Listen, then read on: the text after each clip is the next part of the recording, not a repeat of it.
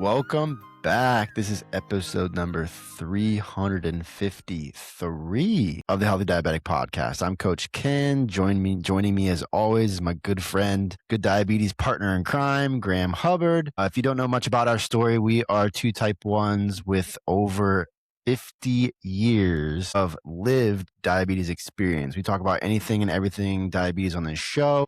If you're just joining us for the live, or if you're listening on the recording, remember we go live where you can come on, chat with us, ask questions Mondays and Wednesdays at 2 p.m. Eastern Standard Time. So if you're listening to this on the recording, you want to jump in and ask us questions on one of those days, or maybe even both days. The link to jump on is in the show notes for every one of the episodes. So you can always use that link to jump on and chat with us Mondays and Wednesdays. Before we get started, please remember that nothing that you hear in this podcast should be considered medical advice or otherwise. Please always consult your medical team before making any changes to your diabetes management. Okay, let's jump in. Graham, how are you today, man? Good. I had a good diabetes question. Probably have never asked you. Ever had an issue taking insulin in public? Has anybody ever asked you to go to the bathroom, or have you ever talked to somebody that has a fear of doing it in public? Any type of do you have any type of something that's ever happened to you? Has anybody asked you to excuse yourself? I have not ever. Let me rephrase. Ever since I have really figured out what works and been in a position where I love my diabetes, I have no problem showing my diabetes. I have no problem talking about my diabetes. Up until that point, I had a fear of taking insulin, checking my numbers in public at a restaurant. I would go to the bathroom. I would go to the car. I've told the story of that date of me being on a date and running a mile to the car and then a mile back, and I'm sweating profusely because I was hiding it from her and like scared. But up until that point, I had fears of it, but not anymore. I have talked to a lot of people over the years who have the anxiety, maybe not a fear, but anxiety of feeling like they're a burden, or feeling nervous to show their devices, nervous of, taking insulin out in public. I have had conversations with those types of individuals as well. And my heart goes out to those types of people that, do have that anxiety or do have that fear of taking insulin out in public, or feeling that they're a burden on their friends or their family members or whatever. Okay. Let's play a game. Oh goodness. What's your first reaction? Hey, Ken, while you're over at my house tonight, I have a family member. She's like 10 years old and she really, really hates needles. So if you take your insulin or something, make sure you go to like a bedroom, close the door. Go ahead. What's your reaction to that? My first reaction. Yeah, I think my first reaction to that was, okay, it's a family member. It's a young kid that has, their own insecurities or whatever of needles. Cool. No problem. I'm in the house. It's not a big deal. If I was at a restaurant and some stranger came up to me and said that, I'm like, sorry, but this is my life. This is what I do. So I'm not going to do that. Let's play it this way. Hey, yeah, go ahead. Ken, before my friend sits down at the table, can you go to the bathroom and take your insulin? Yeah. My first question would be why. I would literally just say that. Okay, it's curious. Would you have to say that? What's that? Would you have to know me well enough to say that? No. Me personally, no. Ken, before I felt really comfortable with diabetes, yes. Okay, here's my 100%. Here's my answer. It's just kind of weird, to do it in public. And why? You might bleed or something like that. So it's kind of like... Who cares? But that's part of who you are. That's part of what you have. That's what part of living with diabetes. I know. This is me giving you an example of what it would sound like if someone said something like that. Is that hard? Okay. Yeah. No, it's hard for me to hear because first off, I thought you were saying it to me as that would be your response. But I know we're playing the game now. Okay.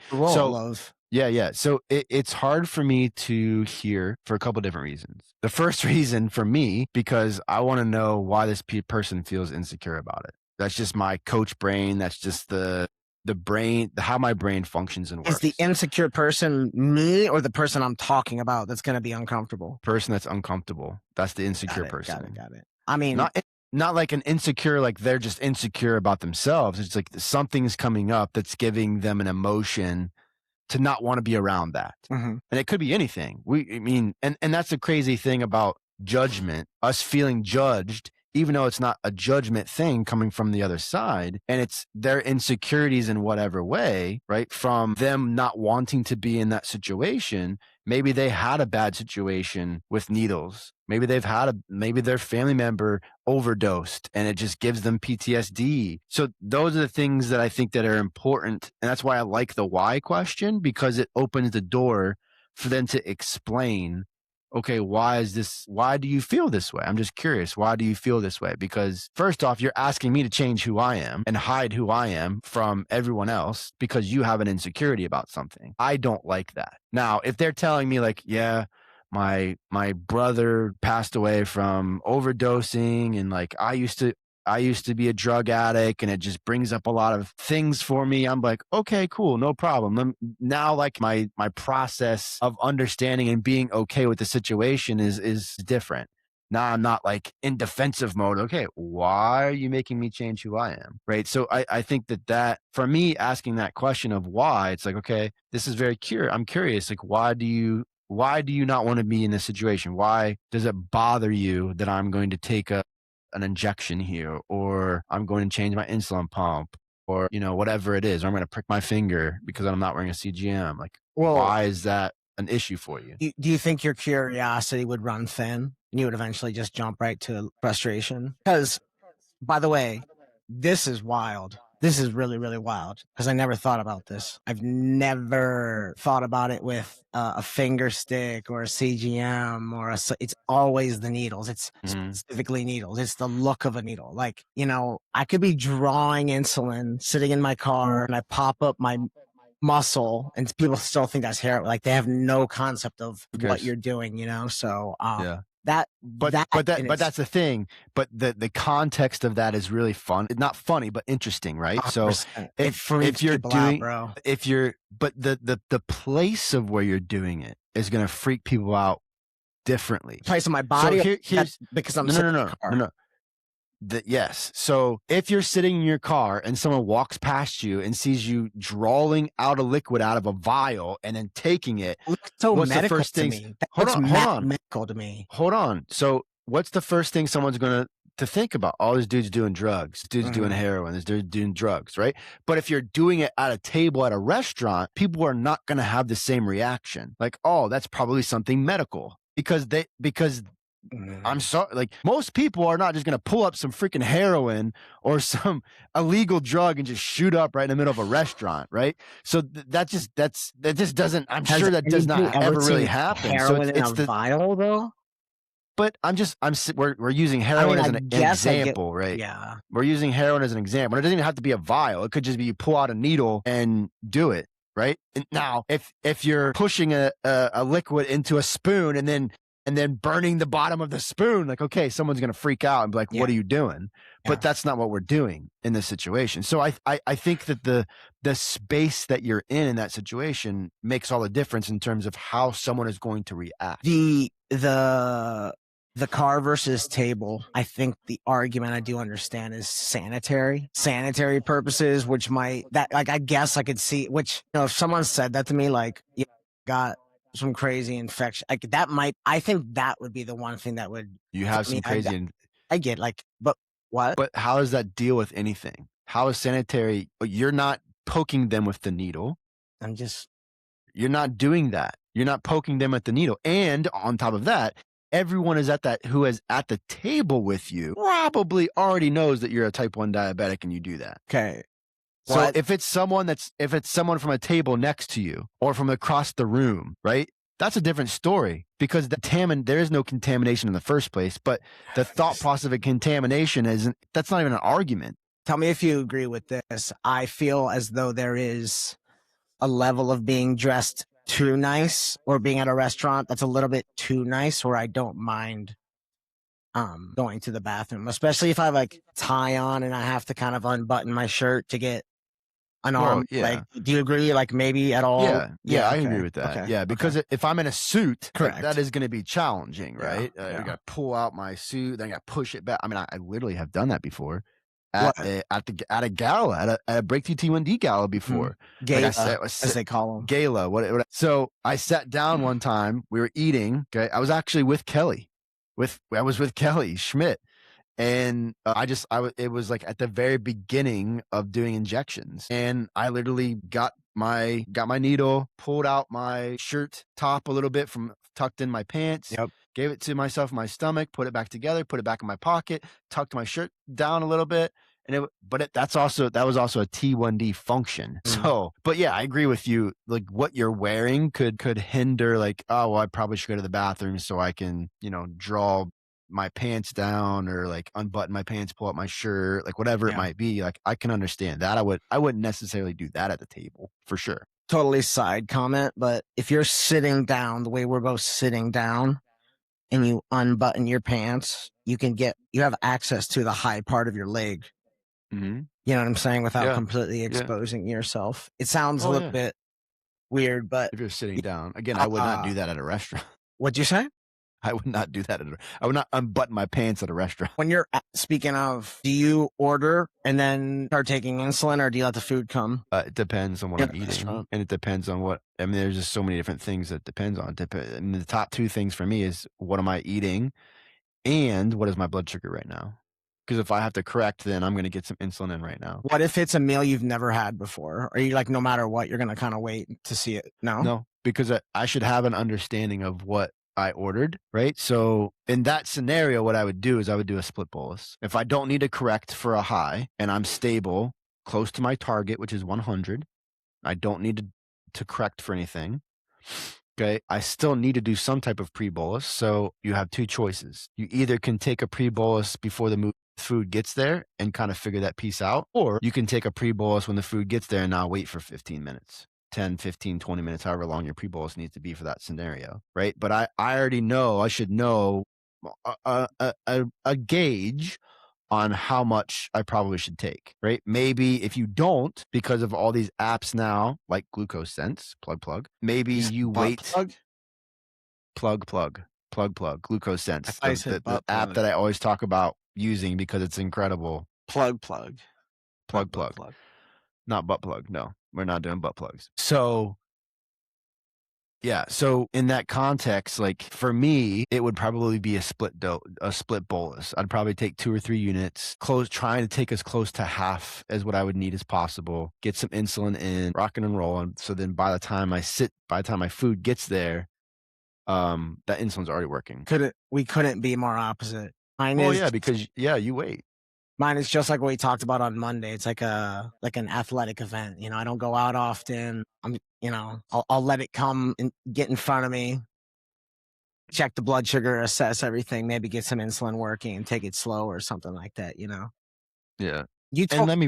Let me say this though. I don't always take insulin before the food gets there. Sometimes I take it when the food gets there. Yeah, but you've been. But also for an easier task to do that because I use a Afrezza and it works so much faster than regular insulin. So the time frame that I need for a pre-bolus is not the same. You've been talking about pre-bolus for a good 5 years, dude. I'll never forget. I maybe did it a few times and it's just not for me. Not for me. Well, I'm telling you, post-meal blood sugar spikes is predominantly because of 2 reasons. One, you're not pre-bolusing and accurately, I don't want to say accurately, you're not pre-bolusing and giving the insulin time to get in front of the blood sugar spikes. That's one. And 2 is not giving enough insulin, not being aggressive enough. Those are the 2 main things. There's other things that can happen 100%, but those are the 2 main things. But then you also throw in protein and fat. Like if you're eating a crap load of protein, a crap load of fat with a lot of carbohydrate, that's also creating a delayed effect on your post-meal blood sugar spike. You could be like, you could 100% do well on the pre-bolus, 100% do well on how much insulin you're taking for the carbohydrates. An hour goes by and it doesn't even really creep up. It's like staying really steady. Maybe it creeps up just a little bit, but it's completely staying steady. And then 2 hours later, you got this crazy blood sugar spike. It's because of the protein and fat that you didn't take insulin for. So those 2 things, post-meal for me, that's the biggest question mark, or the biggest two levers, what I call them, levers to pull on. It's the easiest things you can do. Take enough insulin, try to be as close as possible to your carbohydrate, protein, fat ratio that you need to take insulin for. And if you don't pre-bolus, the whole system is jacked up. I guarantee it. The whole system is going to be jacked up. More times than not, if you do not pre-bolus, you will get a blood sugar spike if you do not pre-bolus. So let's do an analogy. If you're going to have a sandwich, have you built the sandwich and then you take the insulin, or you took the insulin and then you build the sandwich? Dude, it just depends. So generally, hypothetically, sandwich. Hypothetically, right? If you've done it so many times, okay, and you know exactly what the timing is, you would take it before the sandwich. Before you even build the sandwich. Correct, because it's not going to take you 15 minutes to build a sandwich, right? So you take it, okay? You take your insulin before you build your sandwich, and then the time frame it takes you to build the sandwich, which is probably going to be maybe 3 to 7 minutes, depending on what you're building. You have to cook some stuff to go on the sandwich, like whatever it is. Yeah. Like now you only have to wait maybe 5 or 7 minutes instead of 15, 20 minutes. I'm kind of saying that as an analogy, as it's like you take it and then you take the action. So like mine, you're actually saying action. Mine has always been reaction, right? So you're which is odd though, because back in the day when you take regular, it was NPH and regular. Yeah. Regular, it was always 15 minutes, like 15 or 20 minutes. And then when Humalog came out, that's what was the breakthrough. It was like, it's like immediate, you don't have to wait or whatever, which technically. Well, that's not how it is now. Humalog and Novolog, you still have to wait 15, 20 minutes. Whether it was right or not, this is the 90s, bro. It was like, damn, because MPH and regular, you could mix too, right? So I think so. That was the other thing with Humalog. You were never able to mix with Humalog. So that was the thing. It was a separate shot, but yeah, that was the thing. And I believe the activation of it too is different with the regular NPH versus Humalog. The biological process of how it works is different. I guess all I'm saying is, to someone who doesn't know, it seems so simple, but just said what I said. You take action, and I am a reaction, to something. Yeah. And I will say, and if you want to share, go ahead and share. But I would say that if I'm a guessing man, and from the conversations I've had with you in the past, I would imagine being 100% reactive to eating and taking insulin, meaning that you take insulin and don't really give yourself a pre-bolus, or take action right when your food is ready, that probably is causing post-meal blood sugar spikes, regardless of where it's going. If it only goes up 20 points, we're not worried about it. If it's going up 60, 70, 80, 100 points plus, that's a different story. So the one thing I would say is I would never front end carbohydrates, right? So like as I start eating, I'm probably eating a protein and something like that, and I eventually maybe move. So like, and that's a really good strategy. 90% of the time when I'm cooking for myself, that's kind of how it is, like it's like slow going. It's just, the primary work was a protein, right? So whether it's a crock pot on the grill, in the oven, like whether it's marinating in the fridge, whether it's in the freezer and I need to thaw it, right? It's always like based around that protein, and then build a carb into it, and then again, the reaction of an insulin. But yeah, you're probably right, dude. But here's the other thing that we have to think about here, right? Because you're saying these two very important things that are very important to talk about, that you're taking the right strategy with. The first is the thought process of the protein and fat, and how, or the thought process of how you're actually consuming the food, why it's being made, and when it's actually made, right? So you can 100% cut down on the time that you need to pre-bolus if you're just attacking the protein and fat first, right? Let's just say you've got an equal amount of... With insulin? Yes. I would do that, but I would never do that, though. Hold on. So let's just say, for hypothetical reasons, you have equal number in terms of grams, protein, fat, and carbohydrates, okay, on your plate. Protein, or you just have all three. Well, let's just say you have all three macronutrients on your plate. You got protein, you got some fat, and you got some carbs. Okay? Because protein and fat digest so much slowly, or so much slower, and is going to spike your blood sugar a lot farther down the road than carbohydrates will. So a good rule of thumb or a good strategy is like, hey, I don't really want to wait 15 or 20 minutes for my insulin. So I'm going to take my insulin right when my food's ready or right when my food gets to the table. And I'm only going to spend 10 or 15 minutes eating the protein and fat first. I'm only going to start eating the protein and fat first, right? So you're not really pre-bolusing in terms of waiting to not eat anything, but you're still pre-bolusing and allowing the insulin to get in front of the carbohydrate or the blood sugar spike because you haven't touched the carbs yet. That's another strategy. It's a really good strategy. And that's what I believe you're alluding to. Even if you don't think that you're doing it, that's kind of what you're doing. And then the other piece to the puzzle that you're talking about is, there was one other thing that you said. Now I'm drawing a blank. Real quick, you say you're able to stack a Afrezza? What do you mean? You can take Afrezza while the prior dose is still working. You stack it. Stacking the Afrezza or taking Afrezza stacked with normal regular insulin? I don't know. Either way, like you take some Afrezza and then later you're like, oh shit, I need more insulin. Like an hour later. Yeah. If it is an hour later and I'm like, oh shit, I need more insulin, I'm 100% doing Afrezza. What's that? I would consider an hour a stack because you're not, man. I would say after 3 hours is not a stack. Within an hour, I think an hour is a stack, bro. I literally had a conversation with what was your biggest problem? You told me long ago. You said the biggest issue I used to have with diabetes was stacking. Is that you would just take a bunch of Humalog and then you would crash.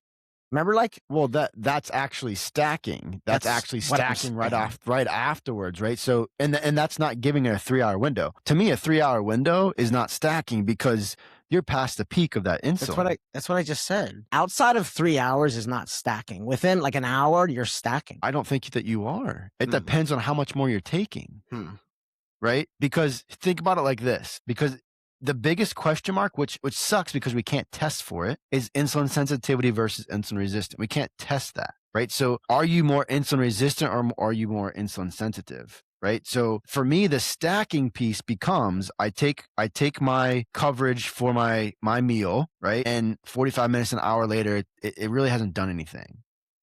Right? It doesn't seem like it's working. Either my pre-bolus was messed up or I didn't take enough insulin. So if there's a decision that I'm making that I need more insulin within 45 minutes to an hour, okay, I'm going to take more insulin. The problem becomes is people take too much, and that's where the stacking piece comes in, right? So let's just say as an example, very quick, break this down. They take too many stacks or too much more insulin. Too much insulin to stack with, right? So it's like, let's say as an example, you're eating 40 grams. For me, that's 4 units because I'm 1 to 10. You're 10 to 1. 1 to 10. Yeah. Yep. 1 unit for every 10 grams. So let's just say we'll use that as the example. Okay. So I'm eating 40 grams of carbohydrate. I need 4 units. An hour, we'll just say 45 minutes to an hour later, it's not doing anything. I'm still spiking. Or it spiked a little bit and then now it's just kind of steady, but it's not coming back down. I'm making the decision in that moment that I need probably a little bit more insulin. So I might take another unit. I might take a Afrezza just to get it going. I might take a 2 unit. It's a 4 unit cartridge, but it's actually 2 units of regular insulin. I might take that just to get something but then also understanding that if for some reason I do have a crash, I'm okay because I've got low treatment if I need it, right? So taking a little bit of insulin for me is not stacking because I know in that moment that I need a little bit more insulin.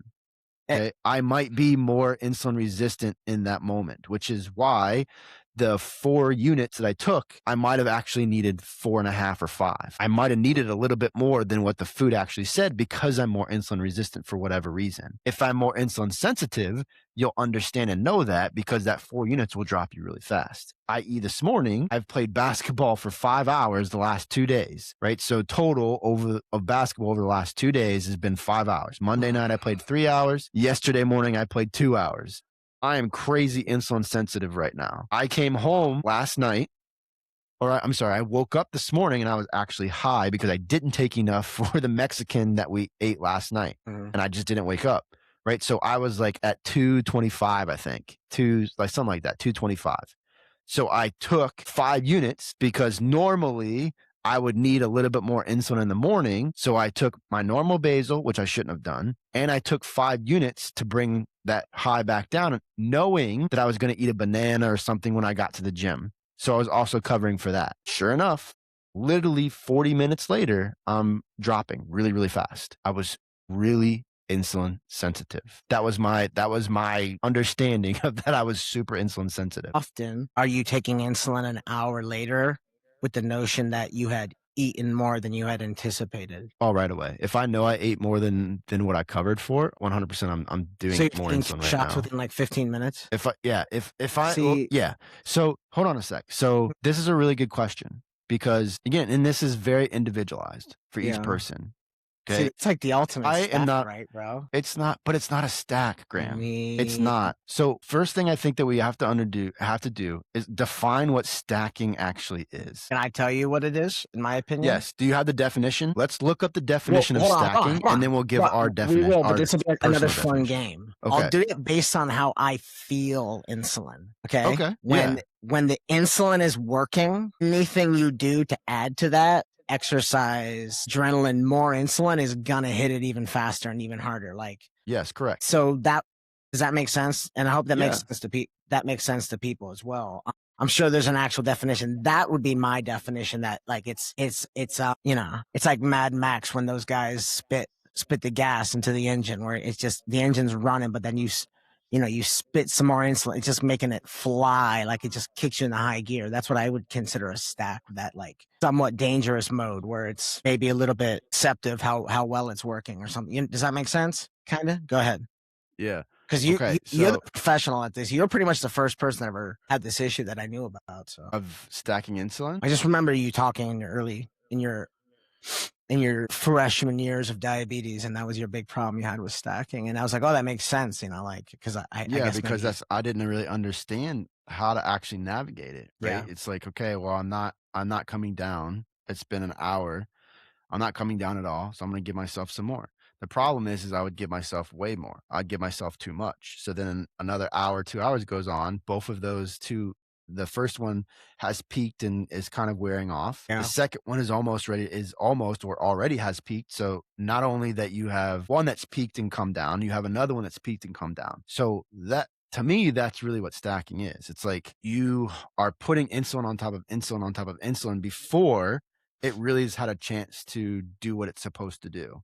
Okay. So I just looked at the definition of insulin stacking. So insulin stacking is when you administer an additional dose of insulin before a previous dose is finished working. So what does that mean? That means a 3 to 4 hour window, because insulin has a 3 to 4 hour window, right? So which is what we said. this is stacking within the 3 to 4 hour window. 3 hours would be stacking. Is anything outside of that? But I still don't agree with that. And I'm going to tell you why in a second.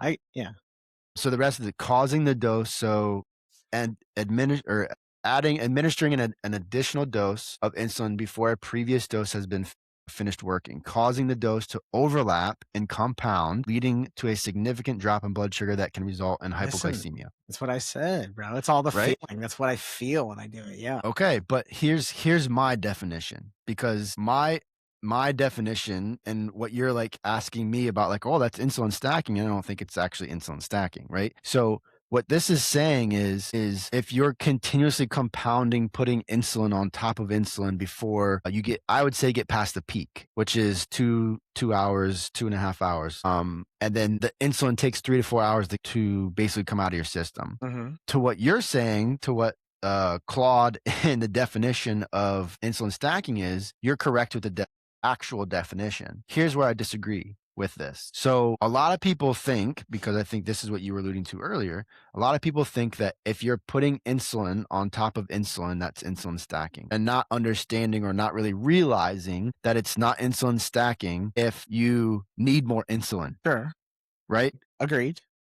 So, and people are like, oh, well, I don't like, I mean, I've literally had conversations with clients like this before, because they're afraid to give more insulin and be aggressive when either they're insulin resistant or they didn't take enough. Well, I dosed for the whole entire meal. Okay. Well, remember, your decision-making in that moment, I say, has between a 5 to maybe 10 gram, 5 to 10 gram, like, what's the word to use here? Grace period. Like, perfect. Flaps. A Yeah. 5 to 10 gram grace, Yeah. right? Yeah. Because you're not going to be 100% accurate unless you are 100% measuring every single little thing on a scale. You're not going to be 100% accurate. So my whole thing is like, you have a 5 to 10 gram grace period, or grace, whatever you want to call it, plus or minus, right? So for some people, especially people that are really insulin sensitive, that 10 grams under the dose could be a big difference, right? That could be a huge, I mean, that's a whole nother unit for me. You see what I'm saying though? Like, so Yeah. in that scenario, if an hour later, this has not done anything, I'm not going to follow up with 4 more units. I'm going to follow up with 1 unit. If I'm on a pump, maybe 1.5, and watch what it does. Because if I'm sitting at 200, 1 more unit is not going to make me go to 40. It's just not. Good example, last night, Cinco de Mayo, we had Mexican, but then the margarita. So, 20 minutes after I had it, I was like, oh yeah, like I'm not coming down from that. I gotta get more insulin on board for that. Whatever the Now you're sugar, behind though. 20 you minutes know, later, you're behind. yeah, that's what I mean. Because there was sugar in that. Yeah. I didn't expect to have that. And then it's Mexican, so there's chips on the table at Mexican restaurants too. Jesus. It's the same thing that happened to me last They night, know dog. what That's they're why I doing, woke up at man. 200 or 225. That meal sticks with you? What's that? Is that like a meal that'll stick with you till the morning after? Well, I Mexican? ate a lot and I was very aggressive. Those scenarios when I know I'm going to If you're be, you're eating aggressively? yeah, I know I'm going to be eating chips. No, I'm aggressive with insulin. I know, I'm joking. In those scenarios where I know I'm going to be eating chips, or I know I'm going to be like just eating constantly, Yeah. I'm super aggressive with insulin. Well, by the time we got home, which after we were done eating, we got home probably within 20 minutes, 25 minutes, got ready within an hour after I stopped eating, maybe an hour and a half. I was perfectly fine. I was sitting pretty at like 110, I think. Yeah. So I just went to bed and woke up at 200 the next morning Yeah. because I I don't needed have more insulin. I don't have that problem with Mexican or chips. Mine's definitely pizza. Pizza and ice cream will stick with. It's like Yep. Pizza will stick with me too. I in mean, I've done a lot of experimentation with pizza, man. For me, it has to 'cause be you a like it enough, right? 3-stage. Yeah. It is literally has to be a 3-stage dosing process, Yeah. I was right? just It is gonna literally say a that. 3-stage. I mean, it is a 6-hour Yeah. dosing process Yeah. to do it Yeah. for me to do it right. So I'd say 4 to 6. I was gonna make a joke. You have for me, when you have pizza, you set an alarm every 3 hours for I do an hour the next 24 every hour. hours type of thing, Yeah, I right? do an hour. You what? I do an hour. Really? So when I start eating, like I do a 15 to 20-minute pre-bolus. Okay. And that's even with a Frezza. So I'm doing a 15-minute. It's thick pizza or like does it No, matter? this is thin crust. This is thin crust pizza. Pizza in So general. just pizza in general. It's a large pepperoni pizza. Again, I'm not eating the whole thing myself either. So I'll do a 15, 20-minute pre-bolus, start with 8 units, which is 4 units of regular of a Frezza. That's where I start with. And then I'll put 6 units of Lemjev in. Hour later, I'll see what it is, and I'll put another 4 units in. Set another timer for an hour. So then now we're at 3 hours, right? Yeah. We're at 2 hours. If I need more, I'm going to put another 4 units in. And then I'll set a timer for another hour because now the Lemjev that I put in 2 hours ago is peaked. So if blood sugar's still not coming down, then I need more insulin. And know by that time at 2 hours, or even that 3-hour mark, the Frez is gone. Like it does not even exist. It's been gone for an hour. So this is what I'm always talking about with when we talk about like really trying to figure out what works for us in all these different scenarios. It really breaks my heart when I hear people say it's like, oh, I love this food, but it just destroys my blood sugar. So I just don't eat it anymore. And they eat like 5 things and that's what they always are eating. And I'm just like, do you want to eat that way? Well, not really, but okay, well then we got to figure this out. Like you should not feel restricted on what you're eating. Now, if you want to eat McDonald's every day, Burger King, like all the crap, and then I'm going to have a different conversation with you. But if you're eating, good quality foods, you're not eating super, super, super ultra processed foods all the time. You want to have pizza once in a while. You want to have cake at special occasions, like just like if someone was doing that that wasn't diabetic, you should be allowed to freaking do that. But you have to experiment and understand, are you going to do one dose? Are you going to do multiple doses? What's the time frame that you're going to wait? How much pre-bolus do you need, right? So like the objective of this is to figure out how this is going to work so you can enjoy it in the moment, but not hate yourself 5 hours later when you're trying to fight the roller coaster of a high. That's not what we want. And I feel like people give up too fast to not eat that food that they want to eat because they can't figure it out. It's like, well, okay, let's have a conversation and just let's talk through what you're actually doing within this hour to 3 to 4 hour period afterwards, because you might need a microdose. Use the term break your heart. This topic, talking about it, this overwhelming feeling, that's what breaks my heart for people, is that it's like you don't even know where, you don't even know where to start. I mean, every conversation we have is just essentially we're just going and going and going about, minutia, unique things that are very particular to our disease, right? And things like that, it's like hard, man. It's like, it's really hard. Yeah, you're either all in or you're not in at all, kind of. It feels like sometimes with diabetes. See, yeah, I mean, I don't know, man. that's a I don't know. personality. That's my personality, though, But kinda thing. I don't think it's that you're not all in, right? I think most people are all in. It's just a different level of all in. You Right? gotta think. I don't want to believe that people they get diabetes outside of the individuals that just feel so overwhelmed and they've basically washed their hands of it because they can't figure it out. There are those individuals, but for the most part, the people that we're trying and we're working hard every single day. We're trying and working hard every single day to figure out this condition so we can live the life that we want to live. So diabetes doesn't feel so burdensome. Wow.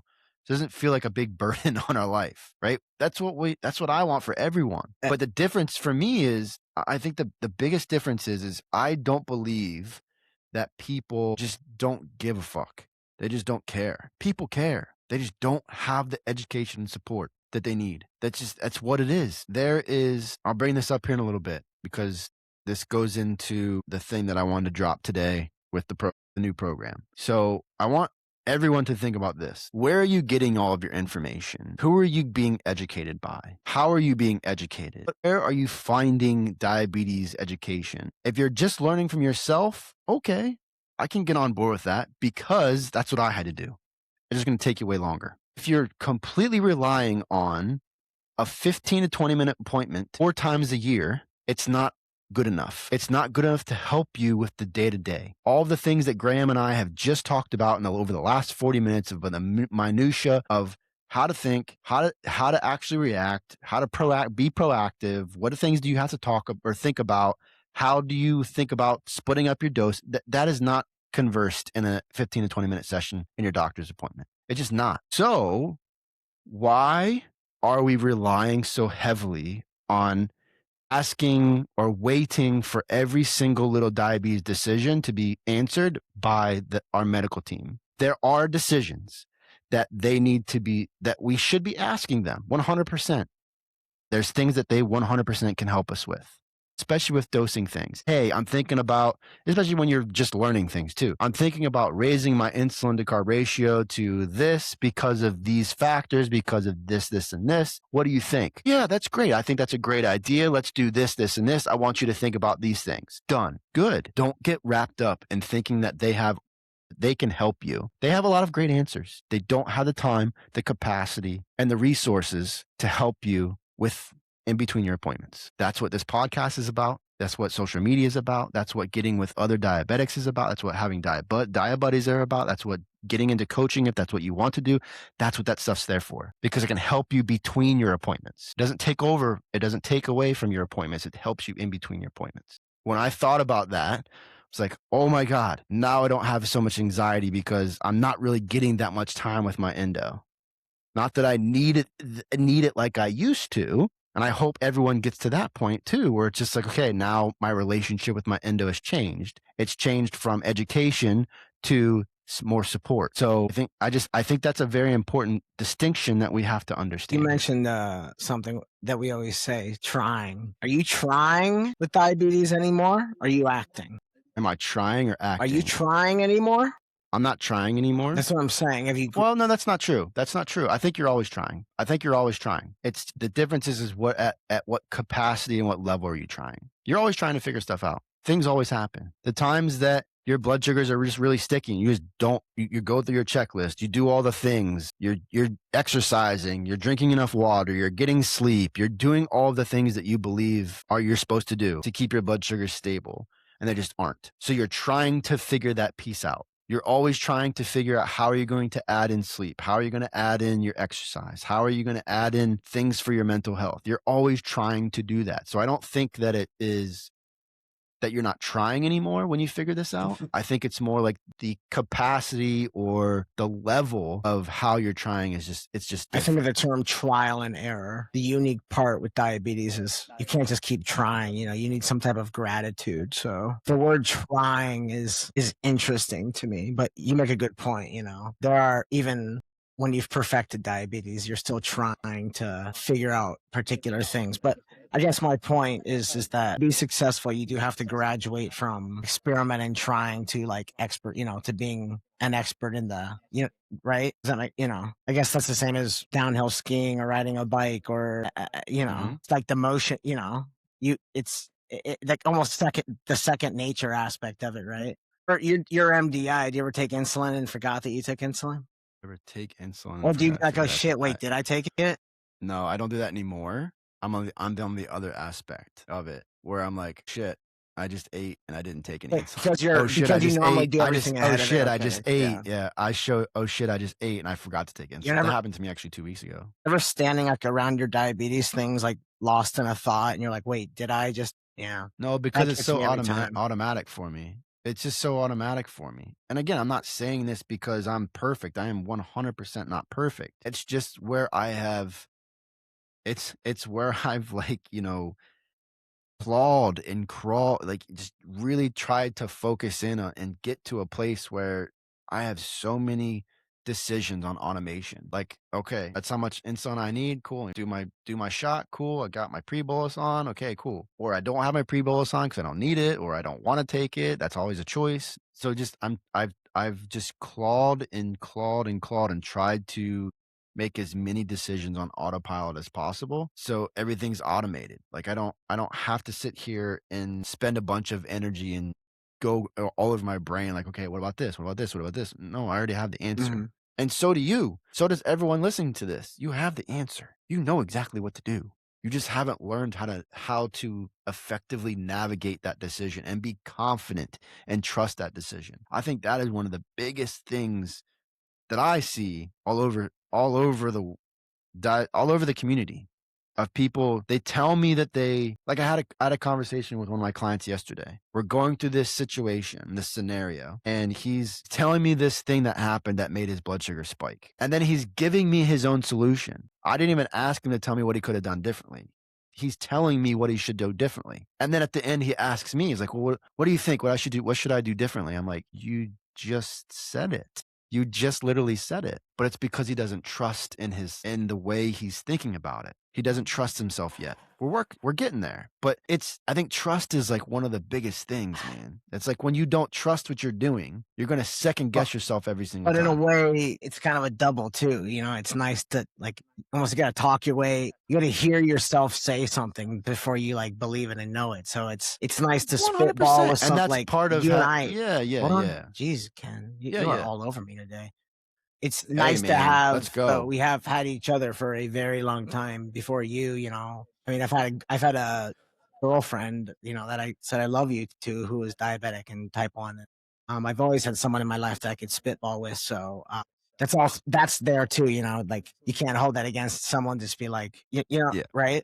Yeah, 100%. Yes, because diabetes can help the process so much. Mhm. It can help us so much. But at the end of the day, you're still making a decision. And if there's still that fear factor, if there's still that anxiety, if there's still that like somewhat confusion that you have in that situation, what's going to happen? Yeah. You're going to distrust the situation. You're going to second guess yourself all day long because you don't have enough at bats in that situation to allow yourself to be like, okay, yeah, this is a home run. Easy. Yeah. Not a problem. Right. That's where I'm finally getting to. Not all the time. But that's where I'm finally getting to. I feel like now in my management and the way I live with diabetes, like I step up to the plate every single time and be like, okay, let's go for a swing. Either this is going out of the park or it's going to be an out, or I might get on base. I don't know. But I trust that I can get up there and make contact with the ball, to use a baseball Uh-huh. analogy. There's no fear in my brain that I'm going to strike out. I'm going to make contact with the ball. It's either either a home run, I'm getting out by a fly ball, or someone's going to get me out, or I'm going to get on base. There's no fear whatsoever that I'm going to strike out because the result doesn't matter to me in the moment. Yes, I want to have the home run 100% and it works every single time. But I also don't beat myself up when it doesn't work. That's what this is about. That's where the trust and the confidence in what you're doing comes into play. Because when you can do that, oh my gosh, man, it feels so good. It feels amazing. It feels incredible to not have to have so much anxiety about like, oh crap, I didn't take enough insulin. Oh crap, I didn't do my pre-bolus wasn't good enough. Oh crap, I didn't even pre-bolus. Or you get to bat and you're like, I don't feel like pre-bowls. Yeah, I'm scared to take this insulin. I'm only going to take 2 units even though I'm supposed to take 4. I'll take the next 2 later just to see what blood sugar does. I'm going to hover over 150, 200 because I'm scared of lows. Dude, that's a hard place to be in. That is a really hard place to be in.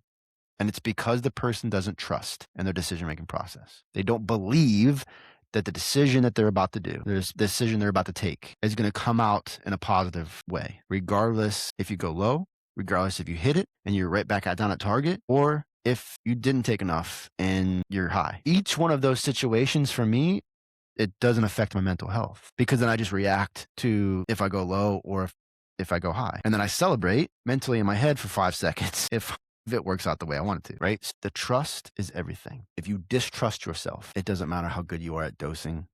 It doesn't matter how good you are at pre-bolusing. It doesn't matter. None of it matters. The mental aspect matters. And then I hear people talk about like, well, yeah, my A1C is 5.5, but it's really challenging. I eat the same things every single day. I do the same things every single day. I feel really restricted in my life. I love the A1C. My blood sugars are amazing, but it sucks being here. Like, okay, we got a problem. We got a very serious problem because you're not allowed to live your life. You're not giving yourself permission to live your life. You're letting that number, the A1C of 0.5, good stable blood sugars run your life instead of you having complete and utter control over those numbers. Diabetes should never, ever, ever have control over you, ever. You have control over diabetes. You get to dictate the terms. Diabetes does not get to dictate the terms to you. So I'm going to take a couple minutes and just talk about this program. If you feel like you don't need support between your doctor's appointments, you got everything figured out, your blood sugars are where you want them to be,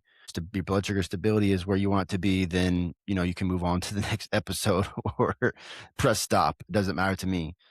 But just for context, one of the biggest problems I talked about it earlier. One of the biggest problems is our thought process, especially when we're first diagnosed, because we don't know any different. One of the biggest problems is that we feel like that our doctors, our medical team, it doesn't matter who it is, right? It could be a nurse practitioner that you really trust. It could be your endo. It could be family practitioner. It could be a dietitian. It could be a mental health professional. It could be anyone. The problem is if you have a very limited time with that individual, that is the problem because they don't have the time capacity or resources to help you between the appointments. There's no follow-ups. I don't care who you're with. There's no follow-up. So if you make an adjustment to your insulin to carb ratio and now your next appointment is in 3 to 4 months, what if that insulin to carb ratio doesn't work? What if it's not working? What if you're still going low? What if you're still going high? What if you're not down in range and at your target? That's a problem. So I created this program to give you a taste of what it is like to understand how to navigate your blood sugars and manipulate your blood sugars between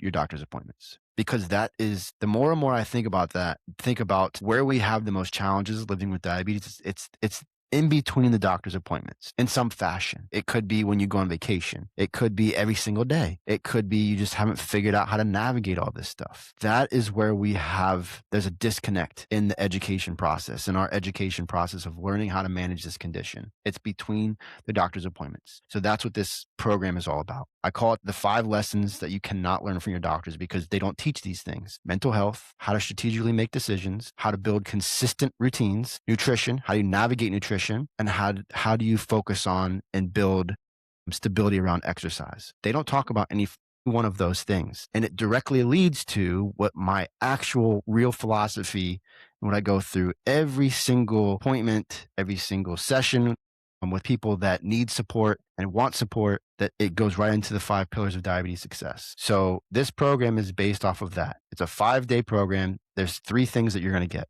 You're going to get education, because there's going to be 5 videos that dive deep into each one of those pillars. So health, how do you strategically dose, building consistent routines, nutrition, and exercise. We're talking deep into those 5 things. So every single day, you're going to get a video. And then also within that, you're going to get the community platform. So you get to communicate with other people that are in this program. And people are going to come in to the program and come out of the program. People are going to come in for 5 days and then either continue with coaching or not continue with coaching, and they can still stay in the community. So the communities are going to keep on building and building and building and building, which I'm really excited about. So not only can you be educated from me and watching these videos and communicate with me inside the community platform, but you can also communicate with other people. And then the third piece is accountability, because we're all going to keep each other accountable. We're all going to give each other support and advice, because you might learn something different than what I'm talking about. You might learn something different from someone else in the community. So you're going to get those 3 specific things. And if you watch or get through all 5 videos in 5 days, you'll get immediate access to the bonus video, which is a